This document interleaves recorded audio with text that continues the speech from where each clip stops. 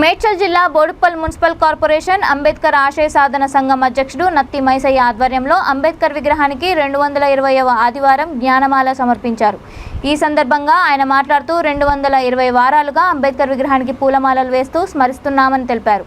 Ambedkar BC, SC, minority వర్గాలకు రాజ్యాంగం వల్లనే ప్రతి పౌరుడు తమ హక్కులను సాధించుకుంటున్నారని అన్నారు. దేవుళ్ళు, దేవతలు ఇవ్వలేని హక్కులు అంబేద్కర్ ఇచ్చారని కొనియాడారు. ఈ కార్యక్రమంలో ఎంఆర్పీఎస్ మేడిపల్లి మండల అధ్యక్షుడు బండారి సాయి, ఆటో యూనియన్ అధ్యక్షుడు యాకయ్య, శ్రీను, అజయ్ తదితరులు పాల్గొన్నారు.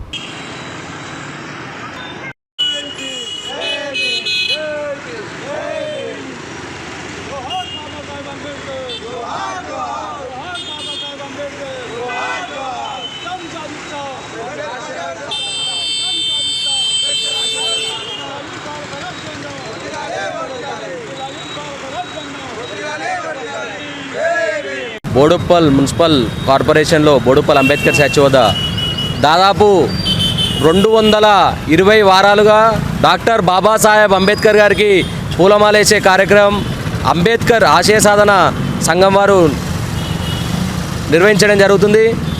దీనికి ముఖ్య అతిథులుగా రాష్ట్ర అధ్యక్షుడు నత్తి మైసయ్య గారికి, అలాగే యాకన్న గారికి, ఇక్కడ వచ్చిన ప్రతి ఒక్కరికి జేబీఎంలు, వీళ్ళు ఈ వాట్సాప్ స్టేటస్లలో చూసి మీరు ఎందుకు డాక్టర్ బాబాసాహెబ్ అంబేద్కర్ గారు ప్రతి ఒక్క వారం ఎందుకు వేస్తారు, మీ లక్ష్యం ఏంది అని అడిగితే వాళ్ళకి చెప్పడం జరిగింది. 33 కోట్ల మంది దేవుళ్ళు దేవతలు ఉన్న మా బతుకు మారలే కానీ డాక్టర్ బాబాసాహెబ్ అంబేద్కర్ గారు పుట్టడం వల్లనే భారత రాజ్యాంగం రాసినందుకే ఎస్సీ, ఎస్టీ, బీసీ, మైనార్టీల తలరాత మారిందని కూడా తెలియడం జరిగింది. ఆశయ సాధన సంఘం నిర్వహిస్తున్న జ్ఞానమాల కార్యక్రమం మరి ఈ వారంతో 220 వారాలుగా మరి ఈ సంఘం నాయకులందరికీ పేరు పేరున జైభీం తెలియజేస్తున్నా. ఎందుకంటే ప్రతి ఆదివారం ఆ మహానుభావుని స్మరించే కార్యక్రమం నిర్వహిస్తున్నందుకు అందరికీ ధన్యవాదాలు తెలియజేస్తూ మరి రాబోయే రోజుల్లో మన భారత రాజ్యాంగాన్ని ప్రతి ఒక్కరూ రాజ్యాంగాన్ని పట్టుకొని మన అంబేద్కర్ బొమ్మకాడికి రావాల్సిన అవసరం ఎంతైనా ఉంది. ఎందుకంటే రాజ్యాంగంలో మనకు అసలు రాజ్యాంగంలో ఏముందనేది గుప్తంగా తెలిసినప్పుడే మనం అన్ని హక్కులు సాధించగలమని తెలియజేస్తూ అంబేద్కర్ ఆశయ సాధన సంఘం వారు నత్తి మైసయ్య గారి ఆధ్వర్యంలో 220వ వారం జరుపుకోవడం జరుగుతుంది జ్ఞానమాల కార్యక్రమం. ఈ కార్యక్రమానికి వచ్చినటువంటి నాయకులకు, సంఘ సభ్యులకు అందరికీ మా యొక్క కృతజ్ఞతలు.